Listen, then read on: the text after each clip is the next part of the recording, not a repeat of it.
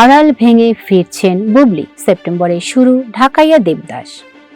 দীর্ঘ বিরতির পর আবারও ক্যামেরার সামনে ফিরছেন ঢালিউড অভিনেত্রী শবনম বুবলি।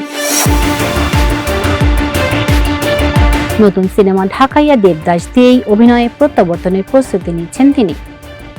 মাতৃত্বের কারণে দীর্ঘদিন অভিনয় থেকে দূরে ছিলেন ঢালিউডের জনপ্রিয় অভিনেত্রী শবনম বুবলি।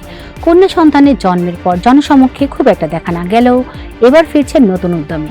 নির্মাতা জাহিদ হোসেন জানিয়েছেন, সবকিছু ঠিক থাকলে আগামী সেপ্টেম্বরে ঢাকাইয়া দেবদাস সিনেমার শুটিংয়ের ক্যামেরার সামনে ফিরবেন বুবলি। ছবিতে তার বিপরীতে অভিনয় করবেন আদর আজাদ।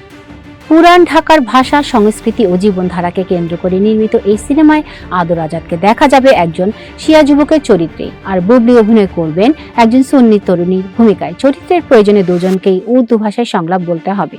নির্মাতা আরো জানান, আপাতত বুবলি সন্তান ও নিজের শারীরিক সুস্থতার দিকে বেশি গুরুত্ব দিচ্ছেন, তাই তার অংশের শুটিং শুরু হওয়ার আগে ছবির অন্যান্য দৃশ্য ধারণ করা হবে।